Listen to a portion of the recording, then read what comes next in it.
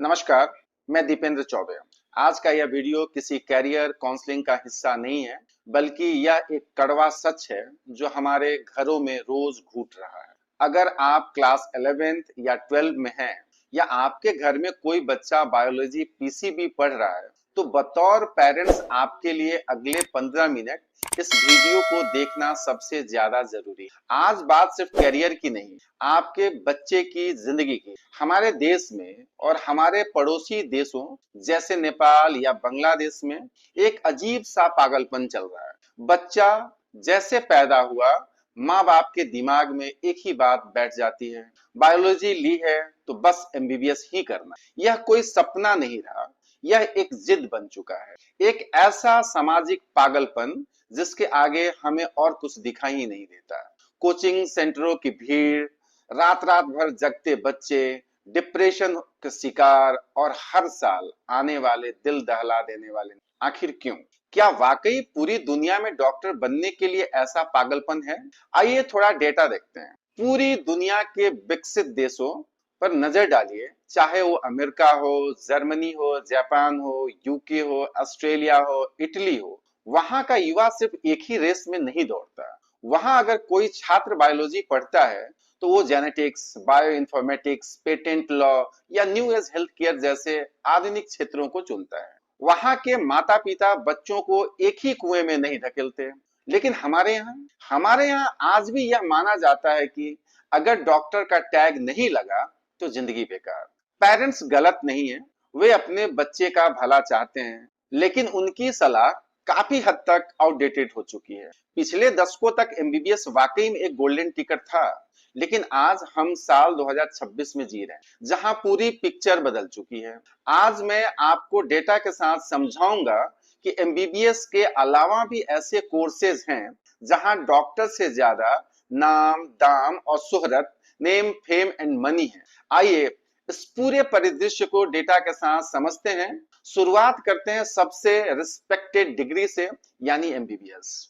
NEET UG 2026 में करीब 20 lakh plus छात्रों ने एग्जाम में अपीयर किया। इसके मुकाबले कुल सरकारी सीटें हैं कितनी? सिर्फ 70,000। इसका सीधा मतलब यह है कि 3-3.5% से भी कम बच्चों को सरकारी मेडिकल कॉलेज मिल पाता है। चलो मान लेते हैं कि रात दिन एक करके अपनी खुशियां कुर्बान करके आपके बच्चे का एडमिशन हो भी गया, तो यह सिर्फ शुरुआत है। 5.5 साल की डिग्री, फिर एमडी, एमएस, उसके बाद सुपर स्पेशलाइजेशन, यानी अपनी पहली वास्तविक कमाई शुरू करने से पहले एक बच्चे को अपनी जिंदगी के 11 से 12 साल इन्वेस्ट करने होंगे। जब तक वो कमाना शुरू करेगा उसकी उम्र 30 पार हो चुकी होगी। और फाइनेंशियल रिटर्न, बड़े प्राइवेट हॉस्पिटल में एक फ्रेशर एमबीबीएस को साल का सिर्फ 4 से 8 लाख ही मिलता। अगर आप 15 साल बाद सीनियर कंसल्टेंट बनते हैं तब जाकर 50 लाख से 1.5 करोड़ का पैकेज मिलता है। लेकिन वहां तक पहुंचने का मानसिक और आर्थिक दबाव क्या हर परिवार झेल सकता है? बीडीएस की हालत तो और भी खराब है। डेंटिस्ट की यानी ओवर सप्लाई हो चुकी है कि आज एक प्राइवेट क्लिनिक में बीडीएस फ्रेशर को महीने के सिर्फ 15 से 20 हजार ही ऑफर होते हैं। यह एक दिहाड़ी मजदूर से भी कम है। तो फिर रास्ता क्या है? क्या बायोलॉजी छोड़ दें? बिल्कुल नहीं, क्योंकि आज 2026 में हेल्थ केयर सेक्टर में हायरिंग इंटेंट पूरे 88% है, जो देश में सबसे ज्यादा है। लेकिन इंडस्ट्री को अब फ्रेशर जरूरत उतनी नहीं, बल्कि न्यू एज स्पेशलिस्ट चाहिए। और जानते हैं इस पागलपन और लाचारी का सबसे घिनौना नतीजा क्या निकलता है? आपके इसी डर, इसी अंधी जिद और पागलपन का फायदा उठाने के लिए भारत के अलग अलग राज्यों में सो कॉल्ड एजुकेशन कंसल्टेंट की दुकानें खुल चुकी है। ये आपके बच्चे के डॉक्टर बनने के सपने का सौदा करते हैं। ये कंसल्टेंट्स आपको ऐसे ऐसे देशों और ऐसे ऐसे मेडिकल कॉलेजों के सपने बेचते हैं जिनकी जमीनी हकीकत देखकर आपकी रूह कांप जाएगी। ऐसी जगह जहां ना कोई ढंग का इंफ्रास्ट्रक्चर है, ना कोई बड़ा अस्पताल है, ना अनुभवी फैकल्टीज है, और मरीज के नाम पर वहां सिर्फ खाली बेड में, वहां पढ़ने के नाम पर सिर्फ एक चीज मिलती है, एक A4 साइज का कागज का टुकड़ा जिसे डिग्री कहा जाता है। जो 6 साल बाद आपके बच्चे के हाथ में थमा दी जाती है। लाखों करोड़ों रुपए फूकने के बाद जब ये फ्यूचर डॉक्टर्स वो कागज का टुकड़ा लेकर भारत लौटते हैं तो उनकी क्या हालत होती है, क्या आप जानते हैं? अगर नहीं जानते तो कभी दिल्ली जाना हो तो एक बार मुखर्जी नगर या राजेंद्र नगर के चक्कर काट लीजिएगा। वहां की गलियों में आपको ऐसे हजारों डॉक्टर्स मिल जाएंगे जो सिर्फ भारत में प्रैक्टिस करने का लाइसेंस पाने के लिए सालों साल कोचिंग सेंटरों में अपनी जवानी खपा रहे हैं। करोड़ों खर्च करने के बाद भी वे एक अदद नौकरी के लिए तरस। ये है उस पागलपन की असली और डरावनी कीमत। इसीलिए आज आंखें खोलने की जरूरत है। जब ऑप्शंस की कमी नहीं है तो अपने बच्चे के भविष्य को इस दलदल में क्यों धकेलें? आइए अब बात करते हैं उन न्यू एज फील्ड्स की जिसमें पहला सेक्टर नर्सिंग। हम नर्सिंग की बात करते हैं। लोग समझते हैं कि नर्सिंग छोटा काम है, लेकिन यह आपकी सबसे बड़ी भूल है। अगर आप भारत में एम्स, बीएचयू, केजीएमसी, पीएमसीएच या कोई भी सरकारी हॉस्पिटल्स में नर्सिंग ऑफिसर बनते हैं तो स्टार्टिंग सैलरी ही आपका 63,000 टू 75,000 प्रति माह होती है। लेकिन असली जादू इंटरनेशनल मार्केट में। अगर आप सिर्फ यूएस का एनसीएलएक्स आरएन एग्जाम क्लियर करते हैं तो आपका सालाना पैकेज 1 करोड़ से 1 करोड़ 25 लाख तक हो सकता है। यूके का रास्ता सबसे फास्ट है, जहां 40 लाख से शुरुआती सैलरी मिलती है और वीजा सिर्फ 4 से 8 हफ्तों में आ जाता है। जर्मनी में भी यही पैकेज 40 से 45 लाख सालाना है। जापान में स्टार्टिंग सैलरी 30 लाख से 40 लाख है। सऊदी, दुबई यानी कि मिडिल ईस्ट में भी नर्सिंग की काफी डिमांड है। क्या एक आम एमबीबीएस डॉक्टर शुरुआत में इतना कमा पाता है? बिल्कुल नहीं। दूसरा सेक्टर है फार्मेसी। साधारण बी फार्म करने पर भले ही कम सैलरी मिले, लेकिन अगर आप स्पेशलाइज्ड रोल चुनते हैं जैसे एमएसएल, मेडिकल साइंस लाइजन, तो कहानी बदल जाती है। इनका काम ड्रग्स के साइंटिफिक डेटा को डॉक्टर्स और कंपनियों के बीच कम्युनिकेट करना होता है। इंडिया में इसकी एवरेज सैलरी 14 लाख सालाना होती है। और अगर आप अंकोलॉजी, कैंसर रिसर्च के एमएसएल बनते हैं तो भारत में 45 लाख और इंटरनेशनल मार्केट में 1.5 करोड़ से 5 करोड़ तक का पैकेज मिलता है। तीसरा ऑप्शन आपके पास क्या है? तीसरा और 2026 का सबसे बड़ा धमाका है bio informatics and AI driven drugs discovery. पहले एक नई दवा को खोजने में 10 से 12 साल लगते थे। आज एआई और मशीन लर्निंग के मदद से वैज्ञानिक यह काम कुछ हफ्तों में ही कर लेते हैं। यहाँ एक बहुत बड़ा संकट है। कंप्यूटर इंजीनियर्स को बायोलॉजी समझ नहीं आती और पुराने जमाने के बायोलॉजी के छात्रों को कोडिंग नहीं आती। यहीं पर एंट्री होती है बायो इन्फॉर्मेटिक्स स्पेशलिस्ट। अगर आपका background biology, biotech, B pharm का है और आप पाइथन, डेटा साइंस सीख लेते हैं तो ग्लोबल कंपनियां आपको 12 से 15 लाख के स्टार्टिंग पैकेज पर हाथों हाथ ले लेंगी, जो मिड कैरियर तक 35 लाख से ऊपर जाता है।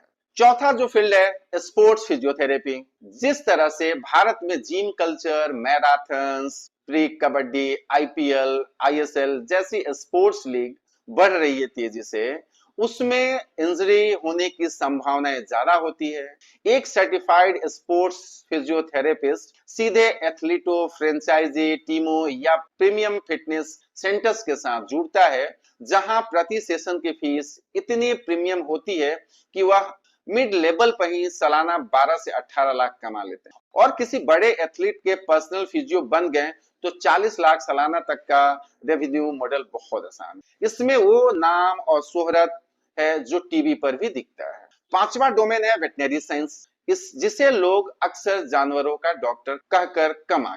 लेकिन जरा बिजनेस नंबर्स को देखिए। भारत का पेट केयर मार्केट इस समय लगभग 10.5 बिलियन डॉलर्स को पार कर चुका है। मेट्रो शहरों में लोग अपने पेट्स को अपने बच्चों की तरह ट्रीट करते हैं।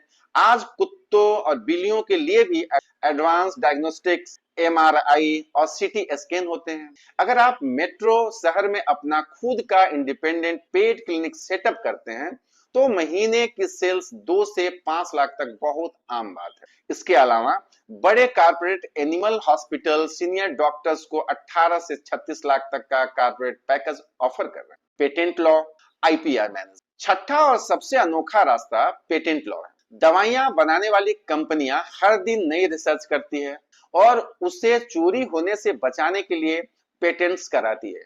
एक नॉर्मल वकील को साइंस की पेचीदगियां समझ नहीं आती, इसलिए भारत सरकार एक एग्जाम कराती है जिसे पेटेंट एजेंट एग्जामिनेशन कहते हैं। अगर आपके पास साइंस या फार्मेसी की डिग्री है तो आप कॉर्पोरेट लॉ फॉर्म्स में सर्टिफाइड पेटेंट एजेंट बन सकते हैं। यहाँ शुरुआती पैकेज ही 15 से 18 लाख सालाना से शुरू होता है और कॉर्पोरेट लेडर में ऊपर जाने पर 50 से 70 लाख तक जा सकता है यह पैकेज। बी ऑप्टोमेट्री, इसका भी आज के समय में बहुत डिमांड है, इसको भी आप कैरियर ऑप्शन बना सकते। अब मैं आपको उस कोर्स के बारे में बताने जा रहा हूं जिसने भारत के सबसे प्रतिष्ठित संस्थानों यानी आईआईटीज के सोचने के तरीका बदल दिया है।